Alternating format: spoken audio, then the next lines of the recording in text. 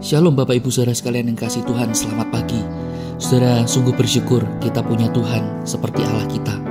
Ia tidak hanya menciptakan kita, melainkan Ia terus bersama dengan kita, memelihara kita, menopang hidup kita, hingga kita boleh ada sebagaimana kita ada saat ini. Saudara, mari kita dasari hidup kita dengan firman Tuhan, sehingga hidup kita boleh menyenangkan hati Tuhan.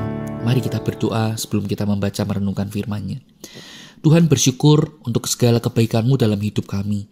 Engkau selalu menopang kami, menolong kami di saat yang tepat, dan kami sungguh bersyukur atas kebaikan-Mu. Saat ini kami hendak membaca merenungkan firman-Mu. Tuhan, tolong kami, berbicaralah dan ajar kami, dan mampukan kami untuk melakukan firman-Mu. Demi Kristus kami berdoa. Amin. Saudara, pada saat ini mari kita membaca satu bagian firman Tuhan terambil dari Yehezkiel pasal 43. Mari kita perhatikan ayat yang ke-18, demikian firman Tuhan. Lalu ia berfirman kepadaku, hai anak manusia, beginilah firman Tuhan Allah. Beginilah peraturan mengenai mezbah itu. Ketika sudah selesai dibuat dan hendak mempersembahkan korban bakaran di atasnya dan menyiramkan darah padanya. Sampai di sini kita membaca firman Tuhan. Nah, saudara, setelah kita dalam bagian yang sebelumnya melihat serangkaian penglihatan tentang bait suci dengan ukurannya yang sangat teliti, maka kita juga diajak untuk melihat penglihatan Yehezkiel di dalamnya. Bagaimana Yehezkiel juga melihat kemuliaan Allah itu yang begitu luar biasa, yang begitu agung itu kembali bertahta di tengah-tengah umatnya. Allah memulihkan umatnya sehingga Ia mau kembali hadir di tengah kehidupan umatnya. Kemuliaan Allah menaungi umatnya. Dan saat ini dalam perikop ini kita akan melihat bagaimana Allah juga mengembalikan fungsi bait suci sebagai tempat ibadah bagi bangsa Israel, di mana Ia, saudara, Allah kembali menghidupkan mengenai upacara penyucian, ya, dengan cara memberikan korban bakaran, korban penghapus dosa, korban pendamaian dan keselamatan.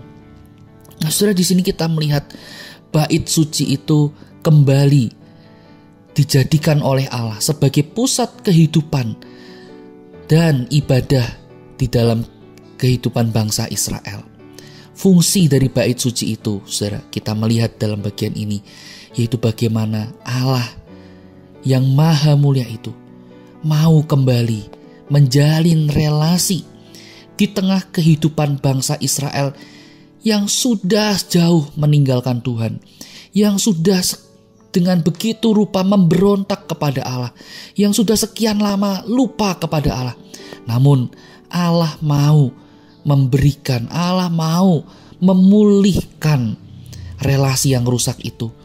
Kemuliaan Allah hadir di tengah umatnya, ditandai bagaimana upacara mengenai pemberian atau korban penghapus dosa ini kembali dihidupkan, kembali diadakan. Nah, saudara, kita sungguh bersyukur. Bagian ini pun juga berbicara, mengingatkan kita. Bagaimana tidak, saudara, hidup kita tidak ubahnya sama seperti bangsa Israel. Kita seringkali mengabaikan Tuhan.